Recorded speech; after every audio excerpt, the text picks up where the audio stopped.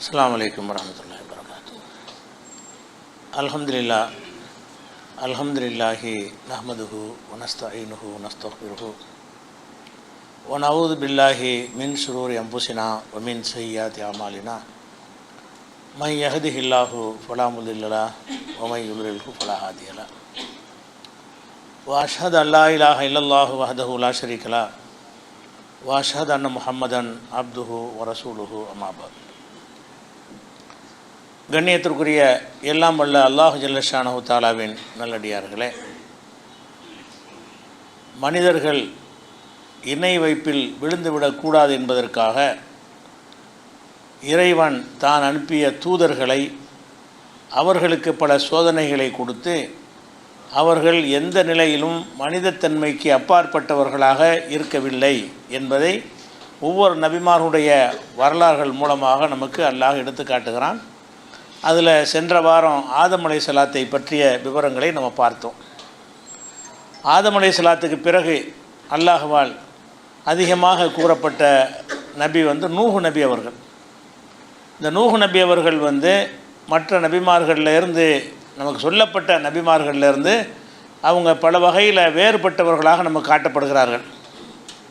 எப்படி காட்டப்படுகிறார்கள் என்று சொன்னால், ஒரு மனிதனுடைய வாழ்நாள் ஒரு 65-70 வயசு என்ற அளவுக்கு தான் நம்ம அறிந்து வைத்திருக்கிறோம். அப்படித்தான் மற்ற நபிமார்களுக்கும் இருந்திருக்கும். ஆனால் நூஹ் நபியை பற்றி அல்லாஹ் சொல்லும் பொழுது, நூஹ் நபி அவருடைய சமுதாயத்துக்கு அனுப்பினோம். ஃபலபிஸ ஃபீஹிம் அல்ஃப ஸனத்தின் இல்லா 50 ஆமா, 1050 ஆண்டுகள் குறைவாக, அதாவது 950 ஆண்டுகள் அவர் அந்த மக்களிடத்தில் வசித்தார். அவங்கள ஃபஹதஹுமு தூஃபானு, அவர்களுக்கு பெருவெள்ளம் தாக்கி அவங்க அழிக்கப்பட்டாங்க என்று அல்லாஹ் சொல்லி காட்டுகிறான். அப்போ ஒரு நபி அனுப்புகிறான், 950 வருஷம் அவர் பிரச்சாரம் பண்ணுகிறார். 950 வருஷம் என்பது மிக மிக ஒரு நீண்ட ஒரு காலம். இது இவ்வளோ பிரச்சாரம் பண்ணியும் கூட அந்த மக்களை வென்றெடுக்க முடியலை. எல்லா மக்களையும் மிக மிக கம்மியானவர்களைத்தான் அவரால் வென்றெடுக்க முடிந்தது. அவர் வாழ்ந்த காலத்தில் பலவிதமான துன்பங்களை அந்த மக்கள்கிட்ட சந்தித்தார். அதையும் அல்லாஹ் திருமறையில் சொல்லி காட்டுகிறான். கதபத்து கப்லஹும் கௌமு நூஹின், இதற்கு முன்னர் நூஹுடைய சமுதாயமும் நபிமார்களை பொய்யாக்கினார்கள். இப்போ கதபு அபுதனா, நமது அடியாரை பொய்யர் என்று சொன்னார்கள். நூஹு நபியை பொய்யர் என்றவர்கள் சொன்னார்கள். காலூன் மஜ்னூனுன், பைத்தியக்காரர் என்று சொன்னார்கள். நூஹு நபி அவர்கள் அந்த சமுதாயத்தில் பிறந்து அழகான தர்க்க ரீதியாக வாதம் பண்ணக்கூடிய திறமை படைத்தவராக இருந்தும் கூட அவங்களுக்கு அந்த கொள்கை பிடிக்கலைங்கிற காரணத்தினால இவருக்கு பைத்தியம் பிடிச்சிருச்சு, பைத்தியம் பிடித்து தான் நம்முடைய தெய்வங்களை எல்லாம் விட சொல்லுகிறார் என்று அவங்க விமர்சனம் பண்ணாங்க. இப்போ தஆ ரப்பஹு, அப்போ நூஹ் நபி அவர்கள் அல்லாஹ்விடத்தில் பிரார்த்தனை செய்தார்கள். அன்னி மக்லூபுன், இறைவா நான் தோத்துட்டேன், உங்கள்கிட்ட தோத்துட்டேன், எனக்கு ஜெயிக்க முடியலை, ஃபன்தசிர், நீ உதவி செய்வாயாக என்று அல்லாஹ்விடத்தில் துவா செய்தார் என்கிற ஒரு செய்தி 54வது அத்தியாயத்தில் 11வது சூறாவில் இருக்குது. அப்போ அவர் பிரச்சாரம் பண்ணக்கூடிய நேரத்தில் பைத்தியம் கிறுக்குன்னு சொல்லும்போது கூட அது மாத்திரம் இல்லை, நான் தோற்றுவிட்டேன்னு வேறு சொல்கிறார். தோற்றுவிட்டேன்னு என்ன அர்த்தம்? எந்த ஒரு ஸ்டெப்பும் எடுத்து வைக்க முடியல. எல்லா வகைகளையும் அவங்க கை தான் ஓங்குகிறது. எதிரிகள் மக்களுடைய கை தான் ஓங்குகிறதே தவிர நூஹ் நபி அவர்கள் எல்லா வகைகளையும் பின்னடைவை சந்திக்க போய் தான் அன்னி மக்லூபுன், நான் தோத்துட்டேன், ஒன்றும் செய்ய முடியலை, நீ எனக்கு உதவி செய்வாயாகன்ற அல்லாஹ் கேட்ட பிறகு தான் அவங்க அழிக்கப்படுகிறார்கள். அப்போ அந்த மாதிரி கடுமையான துன்பங்களை அந்த மக்கள்கிட்ட சந்திக்கிறாங்க. அதே மாதிரி அவருடைய பிரச்சாரம் செய்யும் பொழுது காது கொடுத்து கூட கேட்காத அளவுக்கு என்ன செஞ்சுருக்கிறாங்க, அவங்க அலட்சியப்படுத்தியிருக்கிறாங்க. ஒரு பிரச்சாரம் பண்ணுறோம்னு சொன்னால் மக்கள் காது கொடுத்து கேட்கலைங்கிறது இருக்குல்ல, அதை விட ஒரு மன உளைச்சலை ஏற்படுத்தக்கூடிய ஒரு செய்தி இருக்க முடியாது. இப்போ நான் பேசிக்கிட்டு இருக்கும்போது எல்லோரும் காது அடைச்சிக்கிட்டா என்ன அர்த்தத்துக்கு? அது பெரிய ஒரு மன உளைச்சலை ஏற்படுத்தும். அப்போ நூஹ் நபி அவர்கள் என்ன சொல்லி காட்டுறாங்கன்னா, இன்னி தாவூத் கௌமி லைலம் வ நஹாரா, அல்லாஹ்விடத்தில் துவா செய்கிறாங்க, இறைவா எனது சமுதாயத்தை இரவு பகலாக நான் அழைத்து கொண்டிருந்தேன். ராத்திரிலையும் பயான் பண்ணுறாரு, பகல்லையும் பண்ணுறாரு, அழைத்து கொண்டிருக்கிறேன். ஃபலம் யஸிதுஹும் துஆஇ இல்லா ஃபிராரா, என்னுடைய இந்த அழைப்பு அவங்களுக்கு வெறுப்பை தான் அதிகமாக்குகிறது. நான் எவ்வளோ பிரச்சாரம் பண்ணி பார்க்குறேன், காலையில் மாலையில் அவ்வளோ அழகாக எடுத்து சொல்கிறேன், அவங்களுக்கு வெறுப்பை ஏற்படுத்துகிறது. இன்னி குல்லமா தாவத்துஹும் லி தக்ஃபிர் லஹும், இறைவா நீ அவர்களை மன்னிப்பதற்காக வேண்டி அவர்களை நான் அழைக்கும் பொழுதெல்லாம் ஜாலு அசாபியஹும் ஃபி ஆதானிஹும், அவங்களுடைய விரல்களை காதுகளில் வைத்து அடைத்து கொடுக்குறார்கள். இவர் ஏதாவது பேச போனால் இவருடைய பேச்சு காதில் விழுந்து நம்ம ஈர்க்கப்பட்டுருவோம், இவர் சொல்கிறத ஏற்றுக்குருவோம் அப்படிங்கிறதுக்கு பயந்து என்ன செய்வாங்கன்னு கேட்டால் அவர் சொல்கிறதே கேட்கக்கூடாது என்று காதில் விரலை வைத்து கொடுக்குறார்கள். ஒஸ்தகசவ் சியாபகம், ஆடைகளால் தங்களை வந்து நூஹ் நபி பேசுகிறாருன்னு அவர் போத்திக்கிடுவாங்க. அவர் பார்க்கக்கூடாது, பார்க்க மாட்டோம் கேட்க மாட்டோங்கிற அளவில் இருந்தார்கள்னு சொல்லி வாசரு ஒஸ்தக்பொரு இஸ்திக்பாரா, ரொம்ப கடுமையாக அகந்தை கொண்டவர்களாக இருக்கிறார்கள். அதனால் என்ன செய்கிறேன்னா, நான் வெளிப்படையாக சொல்லி பார்த்தேன், பகிரங்கமாக சொல்லி பார்த்தேன், ராத்திரியில் சொல்லி பார்த்தேன், பகலில் சொல்லி பார்த்தேன், கேட்கல, நீ உங்களை அழிச்சு விடுவாயாகன்னு கூட என்ன செய்கிறார், கடைசியாக நூஹ் நபி துவா செய்கிறாங்க என்பதை பார்க்குறோம். அப்போ இவ்வளோ பெரிய ஒரு விஷயத்தை நூஹ் நபி அவர்கள் சந்தித்திருக்கும் பொழுது அவர்கள் வந்து ஜெயிக்க முடியலை என்பதை பார்த்து கடைசி அல்லாஹ் என்ன செய்கிறான்னா அந்த சமுதாயத்தை அழிக்கிறான். 950 வருஷத்துக்கு பிறகு அவர் 950 வருஷம் கஷ்டப்படும்போது ஒரு 100 வருஷத்தில் ஒரு 50 வருஷத்தில் அதுக்கு ஒரு தீர்வை கண்டிருக்கலாம். அல்லாஹ் என்ன செய்கிறான், வாழ்நாளை நீட்டி போட்டு 950 வருஷம் அவ்வளவு செஞ்சு கடைசியில் அல்லாட்டு தான் என்ன செய்கிறார், அவர் முறையிடுகிறார் என்பதை பார்ப்போம்.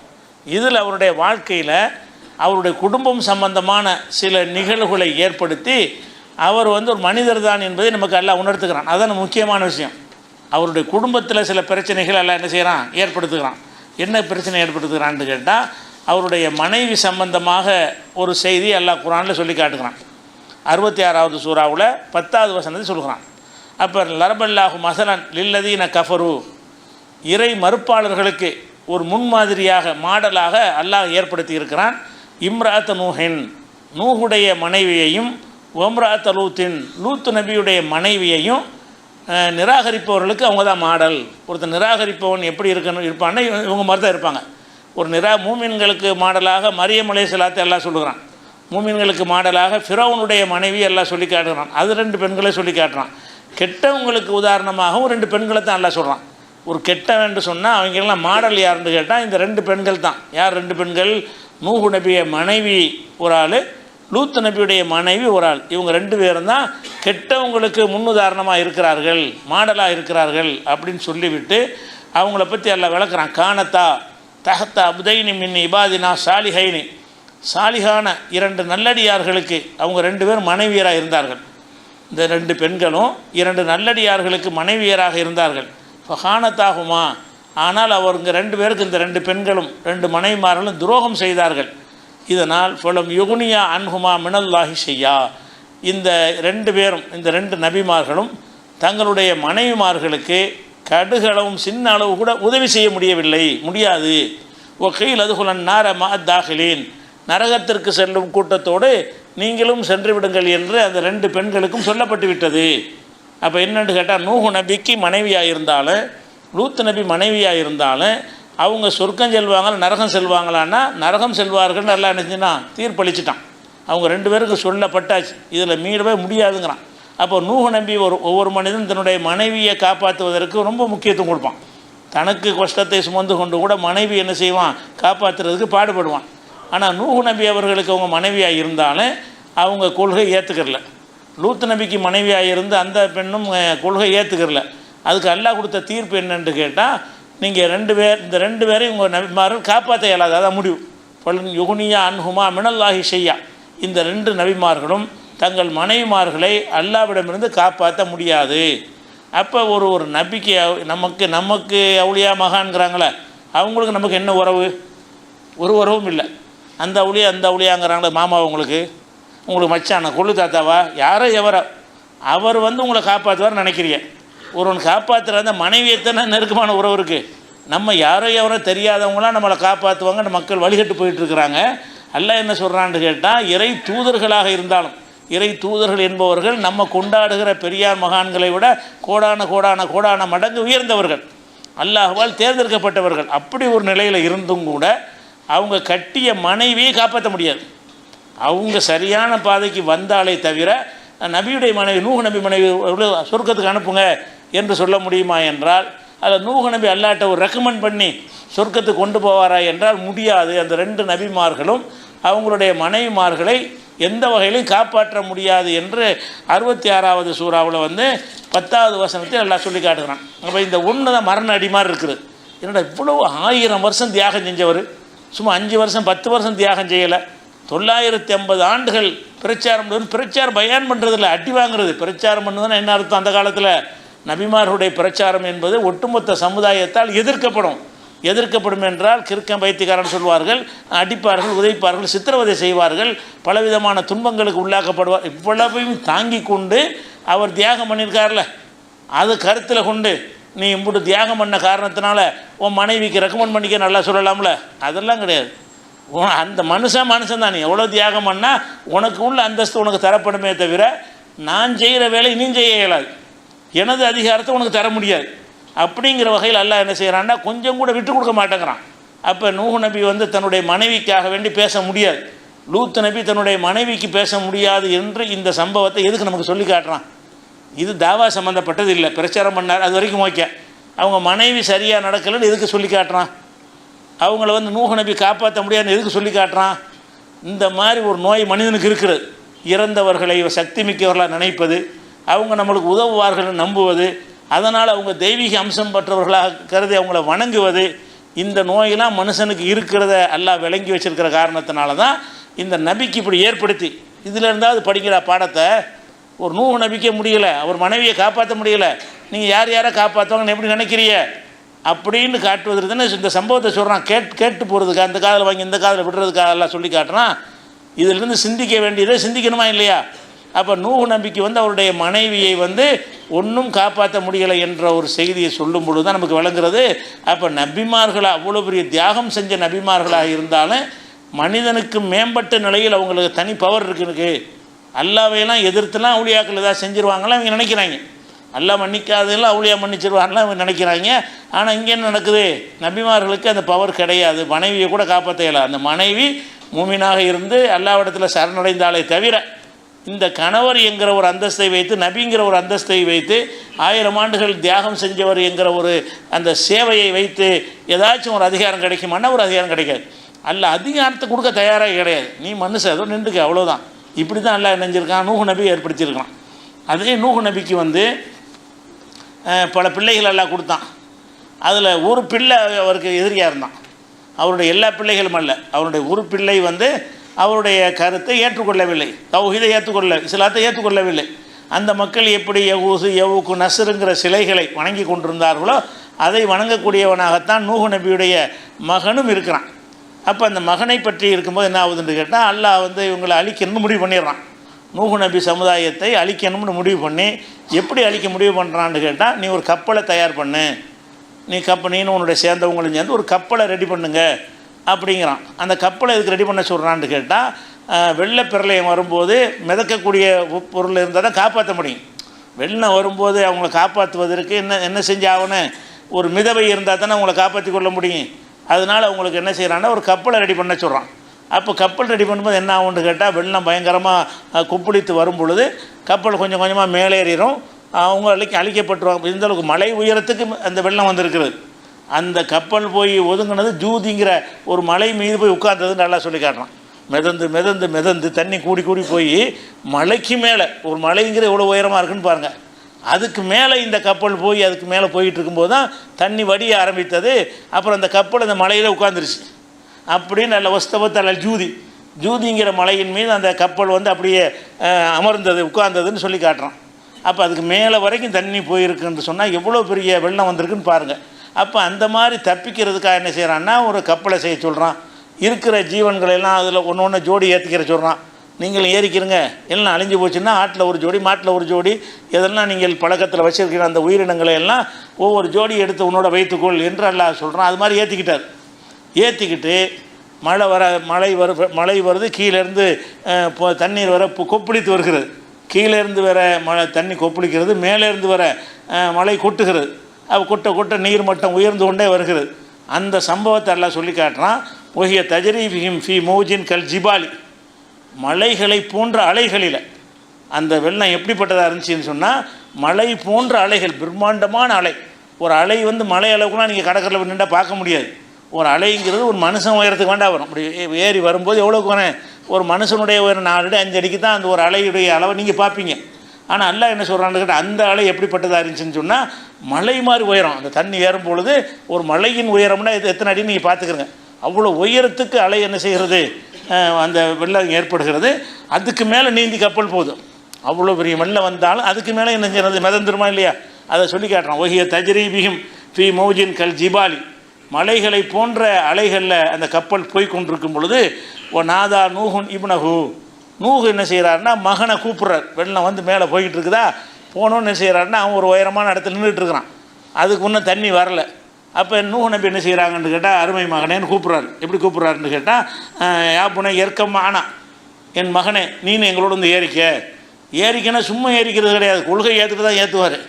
சும்மா ஏறிக்கின்ற காப்பாற்ற முடியாது. ஏறிக்கொள் என்றால் என்ன அர்த்தம், நீனு ஏகத்துவத்தை ஏற்றுக்கொண்டால் இதில் ஏறிக்கொள்ளலாம். அப்போ எங்களோட ஏறிக்கொள் என்பதன் அர்த்தம் என்னென்னு கேட்டால், நீ ஏகத்துவ கொள்கையை, தௌஹீது கொள்கையை, ஓரிரை கொள்கை நீ ஏற்றுக்கொள் என்று அவர் அழைக்கிறார். ஒலா தக்குன் மால் காஃபிரீன், நீ நிராகரிக்கிற கூட்டத்தில் இருந்துடாத. அப்போ நிராகரிப்பை விட்டு உதறி தள்ளிவிட்டு என்னோடு வந்து கப்பலில் ஏறிக்க என்று அவர் சொல்கிறார். அவன் என்ன சொல்கிறான்னு கேட்டால், ஆவி இலா ஜபலின், நீ தண்ணி எவ்வளோ தண்ணி வந்தாலும் சரி நான் அதுக்கு தகுந்த மாதிரி மலைக்கு மேலே ஏறிக்கிறவன். தண்ணி வர என்ன செய்வாங்க, ஒரு மலை இருக்கிற ஒரு பகுதியில் இருந்திருக்காங்கன்னு விளங்குறது. அந்த பகுதியில் ஒரு மலை இருக்கிறது, அந்த மலையின் மீது ஏறிக்கொள்ளலாம் நினைத்து கொண்டு செய்கிறான்னு கேட்டால், தண்ணி வர அதுக்கு மேலே போயிட்டு இருக்க முடியாதுண்ணே, மலை உச்சில் நான் ஏறிக்கிறேன். அவன் நினைக்கிறான்னா அதுக்கு மேலே தண்ணி வர அவன் நினைக்கிறான். அவன் நினைக்கிறான்னு கேட்டால் மலை உச்சிக்கு மேலே தண்ணி வரப்போகுது அப்படி நினைத்து கொண்டு சாவி இலா ஜபலின் யாசிமுனி மினல்மாய், அந்த வெள்ள பிரளயத்திலிருந்து என்னை காப்பாற்றுவதற்காக வேண்டி மலையின் மீது நான் ஏறிக்கொள்வேன் அப்படின்னு சொல்கிறான். அப்போ அவர் நூறு நபி சொல்லுவார், லா ஆசிமல் யோமின் அமரில்லா, அடே அல்லாவுடைய கட்டளையிலேருந்து உன்னை எவனும் காப்பாற்ற முடியாது, மலையில் ஏறினாலும் முடியாது. இது வந்து அல்லாஹ் வந்து ஒரு தண்டனைக்கு இதை தருகிறான். அவன் இயற்கையாக வருகிற வெள்ளம்னு நினச்சிக்கிட்டான். இயற்கையாக வரக்கூடிய வெள்ளமாக இருந்தால் அதில் காப்பாற்றி தப்பிச்சு போகிறதுக்கு வழிகள் இருக்கும். இது அழிக்கிறதுக்குன்னே எல்லாம் அனுப்பியிருக்கான். செலக்ட் பண்ணவர்களை மட்டும் காப்பாற்றி மற்றவங்களை அழிக்கிறதுக்காக வேண்டி அல்லாஹ் இதை செஞ்சதுனால அவர் சொல்கிறாரு, இல்லை ஆசிமல் யோமின் அமரில்லா, அல்லாவுடைய கட்டளையிலிருந்து காப்பாற்ற எவனும் இருக்க மாட்டான் தெரிஞ்சிக்க அப்படின்னு சொல்லிக்கிட்டு இருக்கிறாரு. சொல்லிக்கிட்டு இருக்கும்போதே ஹால பைனஹுல் மௌஜ், அந்த ரெண்டு பேருக்கு மத்தியில் அவன் ஒரு உச்சியில் இருந்து மலை உச்சியில் நின்று பேசுகிறான், இவர் கப்பலில் உட்காந்துட்டு இருக்கிறாரு. நடுவில் பிரம்மாண்டமான ஒரு அலை வந்தது. அலை வந்து என்ன செய்யுதுன்னா அவன் காண மினல் முகரக்கீன், அவனை இழுத்து சென்று மூழ்கடிக்கப்பட்டுருச்சு. தகப்பன் பார்த்து கப்பலில் இருக்கிறாரு, அவன் உயரமான இடத்துல நிற்கிறான். உயரமான இடத்துல நின்று கொண்டு உரையாடல் நடக்கிறது. அப்படி நடக்கக்கூடிய நேரத்தில் எல்லாம் என்ன செய்கிறான்னா இவன் நான் என்னை காப்பாற்றிக்கிறவேன்னு சொன்ன உடனே தந்தை பார்த்து கொண்டு இருக்க மகன் என்ன செய்கிறான்னு கேட்டால் அந்த வெள்ளத்தால் அழிக்கப்பட்டு மூழ்கடிக்கப்பட்டுறான். காணமினல் முகரக்கீன் என்று 11வது சூறாவில் 43வது வசனத்தில் எல்லாம் சொல்லி காட்டுறான். இவ்வளவு சொன்ன பிறகு அவர் தகப்பன் தான் என்ன இருந்தாலும் பாசம் இருக்கும்ல, என்ன தான் இருந்தாலும் கொள்கை ஏற்றுக்கிறாட்டாலும் அவர் எச்சரிக்கை கடுமையாக பண்ணி இருந்தாலும் கூட மகன் மூழ்கடிக்கப்பட்டதை அவருக்கு கொஞ்சம் ஏற்றுக்கிற முடியலை. எல்லாருக்கும் ஏற்றுக்கிற முடியாது, எந்த தகப்பனுக்கு ஏற்றுக்கிற முடியாதுல்ல, மனசில் ஒரு உறுத்தல் இருக்க தான் செய்யும். அதை என்ன செய்கிறாருன்னா அல்லாட்ட கேட்குறாரு. நாதா நூஹுன் ரப்பஹு, நூஹு தன்னுடைய இறைவனை அழைத்து பிரார்த்திக்கிறார். என்ன பிரார்த்திக்கிறார்னா, ரப்பி இன்னபுனி மின்னகலி, என்னுடைய மகன் என் குடும்பத்தை சேர்ந்தவன் தானே, இன்ன வாதக்கல் ஹக்கு, உன்னுடைய வாக்குறுதி உண்மையானது தானே, உன் குடும்பத்தை காப்பாற்றுவன் நல்லா சொல்லியிருக்கிறான். குடும்பத்தை காப்பாற்றுவனுக்கு அர்த்தம் என்ன, கொள்கையில் இருக்கிறவனை காப்பாற்றுவன்னு அர்த்தம். குடும்பத்தை காப்பாற்றுவன் என்று நல்லா வாக்குறுதி கொடுத்தான். அதை இவர் அவருக்கு கொடுத்த வாக்குறுதி அவருக்கு புரியலை. அவருக்கு அல்லாஹ் கொடுத்த வாக்குறுதிக்கு அர்த்தம் என்ன, உன் குடும்பத்தில் யார் கொள்கை ஏற்றுக்கொண்டிருக்கிறாங்களோ அவங்கள காப்பாற்றுவன் என்ற அர்த்தமே தவிர உன் குடும்பத்தில் இருந்து கொண்டு உன் கொள்கைக்கு ஏற்றுக்கொள்ளலைன்னா அவங்கள காப்பாற்றுவனுங்கிற அர்த்தத்தில் அந்த வாக்குறுதி கொடுக்கல. ஆனால் அந்த வார்த்தையை மட்டும் பிடிச்சிட்டார். என் குடும்பத்தை காப்பாற்றுவேன்னு சொன்னியா இல்லையா, இவன் என் குடும்பத்தை சேர்ந்தவன் தானேங்கிறார். அல்லாட்ட என்ன செய்கிறாருன்னா அவர் லாஜிக்காக பேசுகிறார். எப்படி பேசுகிறாரு, இன்ன பணி மின்னகலி, என் மகன் என் குடும்பத்தை சேர்ந்தவன், இப்போ இன்ன வாதக்கல் ஹக்கு, உன்னுடைய வாக்குறுதி உண்மையானது. அப்போ குடும்பத்தை காப்பாற்றுன வகையில் மூழ்கடிக்கப்பட்டான்ல, எப்படியாவது தரையில் இழுத்து விட்டு அவனை எப்படியாவது காப்பாற்றிருந்து அவர் என்ன செய்கிறார், எல்லா இடத்துல கேட்குறார். இது 11வது சூறாவில் 45வது வசனத்தில் இருக்கிறது. அப்போ எல்லாம் என்ன செய்கிறான்னு கேட்டால், கால யானு நூஹ இன்னஹு லைசமின் அகலிக்க, அவன் உன் குடும்பத்தவனை கிடையாது. நீ உனக்கு பிறந்தா குடும்பத்தார் நினைக்கிற, நீ நபிக்கு பிறந்திருந்தாலும் நீ அவருடைய கொள்கையை ஏற்றுக்கிட்டு இருந்தால் தான் உன் குடும்பத்தை சேர்ந்தவனாக இருக்க முடியும். இன்னஹு லைசமின் அகலிக்க, அவன் உன் மகன் உன் குடும்பத்தை சேர்ந்தவன் கிடையாது. இன்னஹு அமலன் கைரு சாலிகின், நீ செய்கிறது நல்ல செயல் கிடையாது. என்கிட்ட இந்த மாதிரி மகனுக்காக பேசுறிய, அது நல்ல செயல் கிடையாது. பலா தஸ் அல் நீ மா லைசல கபிஹி இல்முன், உனக்கு அறிவு இல்லாத விஷயத்தை என்கிட்ட பேசாத. உனக்கு அறிவு இல்லை, இவனை என்ன செய்யணும்னு எனக்கு தான் அறிவு இருக்குது. நீ உன் பிள்ளையை பாசுறது என்ன செய்யாது, என்கிட்ட உனக்கு அறிவற்ற விஷயத்தை பேசிவிடாத. அதுக்கப்புறம் நல்லா சொல்கிறான், ரப்பி அதாவது இன்னி ஆயுளுக்கு அந்த குணமினல் ஜாகிலின், ஜாகில்னா மூடர்கள், மூடர்களில் ஒருவராக நீ இருக்கக்கூடாதுன்னு உன்னை எச்சரிக்கிறேன். அல்லாஹ் என்ன சொல்கிறான், நீ ஒரு நபியாக உன்னை அனுப்பியிருக்கிறேன், நீ மூடராக இருக்கலாமா, மடையனாக இருக்கலாமா, ஒரு அறிவிலி. ஜாகில்னா அறிவிலி, மடையன், மூடன் அர்த்தம். அல்லாஹ் அந்த வார்த்தையை சொல்கிறான் நபியை பார்த்து, நம்ம சொல்லிடக்கூடாது. அல்லாஹ் என்ன செய்யறான், நீ ஒரு ஜாகிலாக ஒரு அறிவியினராக இருக்கக்கூடாது என்று உனக்கு நான் அறிவுரை சொல்கிறேன். அப்போ இப்படி கேட்பது அறிவிலித்தனம், ஒரு அறியாமை. ஒரு இறை தூதர் இப்படி கேட்கக்கூடாது. தன்னுடைய மகன்கிற பாசம் வரக்கூடாது. தவறான கொள்கையில் இருந்து அவன் அழிக்கப்பட்டிருக்கிறான். அவன் மீது எந்த ஒரு பகையை வச்சுக்கிட்டு அல்லாஹ் அழிக்கலை, அல்லாவை ஏற்றுக்கிறலைங்கிறதுக்காக தான் அல்லாஹ் அழிக்கிறான்னு சொல்லி விளங்கி என்ன செய்யணும், இறைவா உன்னுடைய தீர்ப்புக்கு நான் கட்டுப்படுறேன்னு சொல்லியிருக்கணும். எதிர்த்து இல்லை, கோரிக்கை அல்லாட்ட வச்சுருக்கக்கூடாது, என் பிள்ளையை காப்பாற்றுன்னு கேட்டிருக்கக்கூடாது. அதுக்கு தான் என்ன செய்கிறான்னு கேட்டால், உனக்கு அறிவில்லாத பற்றி என்கிட்ட பேசாத, இன்னி ஆயுளுக்கான் தக்கூன மினல் ஜாகிலின், அறிவியினர்களில் ஒருவராக நீ ஆகக்கூடாது என்று உனக்கு நான் அறிவுரை சொல்கிறேன். உனக்கு சொல்கிற அறிவுரை என்னன்னு கேட்டால், நீ அறிவாளியாக இருக்கணும், ஒரு அறிவீனனாக இருக்கக்கூடாது. அப்போ இந்த மாதிரி கேட்குறது அறிவீனம்ங்கிறான். ஒரு நபி தன்னுடைய மகனுக்காக பேசுறது அறிவீனம்ங்கிறான். ஒரு நபி பெத்த மகனை காப்பாற்ற முடியலை, அவருக்கும் காப்பாற்ற முடியலை, அல்லாட்ட துவா செஞ்சும் காப்பாற்ற முடியலை. அவரும் என்ன செய்ய, நபிங்கிற பவரை பயன்படுத்தி வா நீ அழிய மாட்ட, என் தோளில் ஏறி உட்காந்துக்க என்று காப்பாற்ற முடிஞ்சான்னா அவருக்கு சுயமாகவும் காப்பாற்ற முடியலை. சரி அல்லாட்ட கேட்டாவது காப்பாற்றலான்னு அதுவும் முடியலை. ஏன், உன் குடும்பத்தார கிடையாது, இங்கே வராதுன்ட்டான்லாம். அப்போ அவர் என்ன செய்வார்னா, கால ரப்பி இன்னி அவுது பிக்க அன் அஸ்அலக மாலை சலீபிஹி இல்முன், இறைவா எனக்கு அறிவு இல்லாத ஒரு விஷயத்தை பற்றி உன்னிடத்தில் நான் கேட்பதை விட்டு உன்கிட்ட பாதுகாப்பு தேடுறேன். இனிமேல் கேட்க மாட்டேன், இனிமேல் நான் கேட்காமல் இருக்குமாறு எனக்கு நீ உதவி செய்யி. இந்த மாதிரி நான் பேசுகிறேன்ல, இந்த மாதிரி பேசுகிற ஆக்கிறதான் எல்லாம் என் மகனை மன்னிச்சுன்னு கேட்குறீங்கள, நாளை பின்ன நான் என்னை அறியாமல் நான் கேட்டுருவேன். அப்படி கேட்காமல் இருப்பதற்கு நீ தான் உதவி செய்யணும். அப்போ உன்னிடத்தில் தான் நான் பாதுகாப்பு தேடுகிறேன். அன் அஸ்அலக, உன்னிடத்தில் கேட்பதற்கு பாதுகாப்பு. நானே அதை என்னால் காப்பாற்றிக்கிற முடியாது, பாசம் என்னை மீறி வந்துடும். அப்படி வறுமை என்று சொன்னால் அப்படி வராமல் இருக்கு நீ தான் உதவி செய்யணும். அப்போ என்ன கேட்குறாருன்னா, இன்னி அவுதுபிக்க, உன்னிடத்தில் பாதுகாப்பு தேடுகிறேன். அன் அஸ்அலக மாலை சலீபிஹி இல்முன், எனக்கு இல்மு எதை பற்றிய இல்மு அறிவு இல்லையோ அது குறித்து நான் பேசுவதை விட்டும், உன்னிடத்தில் கேள்வி கேட்பதை விட்டும் உன்னிடத்தில் நான் பாதுகாப்பு தேடுறேன். இந்த மாதிரி ஒரு அறிவீனமான பேச்சு என்கிட்ட வரக்கூடாது, நீ தான் காப்பாற்றணும் அப்படின்னு சொல்லிட்டு, ஓ இல்லா தகுஃபிர்லி ஓ தரஹம்னி, நீ எனக்கு அருள் செய்யவில்லை என்று சொன்னால், மன்னிக்கவில்லை என்று சொன்னால், அக்கும் மினல் ஹாசிரீன், நான் நஷ்டவாளிகள் ஒருத்தன் ஆகிருவேன். இந்த கேட்டதுக்காக வேண்டிய மன்றாடி மன்னிப்பு கேட்குறான். கேட்ட பெரிய தப்பு செஞ்சுட்டேன், உன்னுடைய நிலைப்பாட்டை நான் புரிஞ்சிக்கிறல, மகன்கிற அந்த பாசத்தில் நான் பேசிவிட்டேன், கொள்கையில் இல்லாதவர்கள் குடும்பத்தில் வரமாட்டாங்க என்ற ஒரு அடிப்படை எனக்கு விளங்கலை அப்படின்னு சொல்லிட்டு என்ன செய்கிறாருன்னு கேட்டால், இப்படி கேட்டதுக்காக வேண்டி இல்லா தகுஃபிர்லி ஓ தரஹம்னி, நீ என்னை மன்னிக்கவில்லை என்று சொன்னால், அருள் புரியவில்லை என்று சொன்னால், அக்கும் மினல் ஹாசிரீன், நான் நஷ்டவாளிகள் ஒருவனாக ஆகிவிடுவேன் என்று நூஹ் நபி அல்லாஹ்விடத்தில் மன்றாடி மன்னிப்பு கேட்டாருங்கிற ஒரு விஷயத்தை 11வது சூறாவோட 47வது வசனத்தில் அல்லாஹ் சொல்லி காட்டுகிறான். அப்போ இதில் என்ன நமக்கு விளங்குகிறதுன்னு சொன்னால், அதாவது ஒரு நபி, இறை தூதர், மிகச்சிறந்த ஒரு இறை தூதர் நபிகள் நாயகம் ஸல்லல்லாஹு அலைஹி வஸல்லம் என்ன செய்கிறாங்கன்னு கேட்டால், இவர் மறுமை நாளில் கூட என்ன செய்வாங்க, இவர்கிட்ட மக்கள்லாம் போய் நீங்கள் தான் ரொம்ப காலம் வாழ்ந்துருக்கிறீங்க, எங்களுக்கு உதவி செய்யுங்கன்னு மன்றாடவெல்லாம் செய்வாங்கன்னெலாம் ஹதீஸ் இருக்கிறது. அப்படிப்பட்ட தகுதியில் உள்ள ஒரு நூஹ் நபி அவர்கள், அவங்க மனிதராக எல்லா வகையிலும் மனிதராக இருந்தாங்களா, மனிதனுக்கு மேம்பட்ட ஆற்றல் பெற்றவங்களாக இருந்தாங்களா, அதிகாரம் பெற்றவங்களாக இருந்தாங்களா? அல்ல அவங்களுக்காக இந்த சிறப்பு அதிகாரத்தை தான் கொடுத்துருந்தானா? ஒன்றுமே கொடுக்கல. அவன் தான் என்னுடைய வல்லமைக்கு எதிராக எவன் பேசினாலும் சரி அவனுக்கெல்லாம் நீங்கள் பரிந்து பேச முடியாது, அதுக்கெல்லாம் நீங்கள் உதவ முடியாது என்று காட்டிட்டான். அப்போ அந்த நூஹ் நபி அவர்கள் அந்த சமுதாயத்தால் 1000 வருஷம் 950 வருஷம் தொல்லைக்கு உள்ளாகுறாங்க, சகித்து கொண்டு தான் அவர் போகிறார். எந்த அளவுக்கு தொல்லைக்கு உள்ளாகிறாங்கன்னா, நான் தோத்துட்டேங்கிறார், முட்டியலை இவங்களோட எனக்கு மன்றாட முடியலை, மல்லு கட்ட முடியலை, அவ்வளோ அநியாயம் பண்ணுறாங்கன்னு சொல்லி தன்னுடைய அந்த இதை ஒத்துக்கிறார். கடைசியில் அல்லாட்ட துவா செய்கிறார், இறைவா ரப்பிலா ததர் மினல் அருதி மினல் காஃபின்னு தையாரா, இனிமேல் ஒரு காஃபிர் பேரையும் விடாத உலகத்தில், இன்னக்கையின் ததர்கும் இல்லு இபாதக்க, நீ இவர்களை விட்டு வைத்தாயானால் இருக்கிற கொஞ்சம் நஞ்சம் கஷ்டப்பட்டு உண்டாக்குனாலும் எடுத்து போடுவாங்க, அதனால் என்ன செஞ்சிரு, உன்னுடைய தண்டனை இறக்குன்னு கடைசியாக கேட்குறார். உடனேலாம் கேட்கல, 2 அடி விழுந்தோன்னு கேட்கல, 10 வருஷத்தில் கேட்கல, 100 வருஷத்தில் கேட்கல, 950 வருஷம் பொறுத்து பார்த்துட்டு தான் யாரில் இனிமேல் முடியாது, இவங்க தேரவே மாட்டாங்க, இருக்கிறாலும் இங்கே எடுத்து போடுவாங்க, அதனால் உன்னுடைய வேதனை இறக்கி வைப்பாயாக என்று அந்த மாதிரி எல்லாம் என்ன செய்கிறாங்கன்னா அவங்க சொல்கிறாங்க. அப்போ இந்த மாதிரி ஒரு நிலையில் இருக்கும் பொழுது, இவ்வளோ கஷ்டத்தை அனுபவித்திருக்கும் பொழுது, அந்த நூஹ் நபி வந்து தன்னுடைய பவரை பயன்படுத்தி அவனும் செய்ய முடியலன்னா பவர் இல்லை, என்னதான் பயன்படுத்துறதுக்கு? நூஹ் நபிக்கு என்ன இல்லை, எந்த நபிக்கும் பவர்லாம் கிடையாது. மனிதராக வருவாங்க, நீங்கள் என்ன மாதிரி உங்களை மாதிரி தான் அவங்களும் வாழ்ந்திருப்பாங்க. இறை தூதர் என்பதற்காக வேண்டி இறை செய்தி வரும்.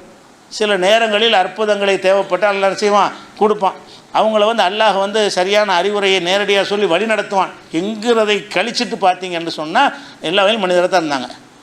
உண்பது பருகுவதிலேருந்து எல்லா வகையிலையும் அவங்களுக்கு நீங்கள் நாங்கள்லாம் ஒருத்தர் துன்பம் வரும்போது எப்படி நம்மளால் எதிர்கொள்ள முடியாதோ, தோற்றுருவோம், 1000 பேர் நம்மளை அடிக்க வந்தால் நம்ம எதிர்த்து நிற்க முடியுமா?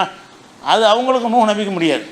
நான் தோத்துட்டேன்னு சொல்கிறாங்க. அதனால் என்ன செய்கிறான்னு கேட்டால், அவருக்கு மனைவியை காப்பாற்ற முடியலை, பிள்ளையை காப்பாற்ற முடியலை என்பதை விட வேறு என்ன ஆதாரம் வேணும்? நாம் கொண்டாடக்கூடிய பெரியார் மகான்கள்லாம் அவங்களுக்கு நம்ம பிள்ளையா, நமக்கு அவங்களாம் அப்பன்மார்களா, எப்படி நம்மளுக்கு உதவி செய்வாங்க? அதை நினச்சிடக்கூடாது என்பதற்கு தான் அவருடைய வாழ்க்கையிலே இந்த மாதிரி 2 பேரை நுழைச்சி விட்டு, மனைவியை நுழைத்து விட்டு, ஒரு மகனை வந்து வழிகேட்டில் விட்டு, அந்த வழிகட்ட மகனை இவர் திருத்தவும் முடியலை, காப்பாற்றவும் முடியலை. திருத்தது ஒன்று இருக்குல்ல, காப்பாற்றுறது ஒன்று. ஒரு மனைவியை நல்லுபதேசம் சொல்லி திருத்தணுமா இல்லையா? திருத்தது அவர் கையில் இல்லை. இவங்க அவுளியா மகான் வந்து என்ன செய்கிறாரு, தரிக்கா முரீதுன்னு வந்து ஷேகுமார்கள் நம்மளை பண்படுத்துவார்கள்னு சொல்லி ஏமாற்றிட்டு திரிகிறாங்க. எவனையும் பண்படுத்த முடியாது. அப்படி ஒரு மனிதர் தன்னுடைய அறிவுரை மூலமாக நேர்வழி கொண்டு வரதுக்கு முடியும் என்று இருந்தால், நூஹ் நபி அவர் மனைவிக்கு நேர்வழி காட்டியிருப்பார், அவருடைய மகனுக்கு நேர்வழி சொல்லி தான் இருப்பார். அதை கொண்டு வந்து சேர்க்குற அல்லாஹ்வுடைய கையில் இருக்குது. ஒரு நூஹ் நபிக்கு உதவியும் செய்ய முடியலை, அவங்கள மனைவியையும் ஒரு மகனையும் நல்லடியார் ஆக்கவும் முடியலை. அப்போ இந்த மகான் பெரியார்லாம் என்ன செய்வாங்க, முரீது வாங்கணும் என்று சொன்னால் அவுலியாக்கள் ஷேகுமார்கள் நம்மளை எல்லாம் கரையேற்றுவார்னு நினைக்கிறீங்களே? அப்படி ஒன்றே கிடையாது. அப்படி இருக்குமே ஆனால் நூஹ் நபி அவருடைய மகனுக்கு எல்லாம் பயான்லாம் பண்ணி மண்டையில் நல்லா ஏற்றி திருத்தி கொண்டு வந்துடணுமா இல்லையா? முயற்சிலாம் பண்ணியிருப்பார், அதெல்லாம் ஒர்க் அவுட் ஆகலை. எல்லாம் நான் தான் நடக்கும். அவருக்கு எந்த அதிகாரமும் இல்லை. இந்த விஷயங்களை எல்லாம் நூஹ் நபி வரலாறு மூலமாகவும் சொல்லி தருகிறான். இப்படி ஒவ்வொரு நபி அடுத்தடுத்து எந்த நபிமார்களை சொல்கிறான் என்ற விஷயத்தை இன்ஷா அல்லாஹ் நம்ம அடுத்தடுத்த வாரங்களில் பார்க்கலாம்.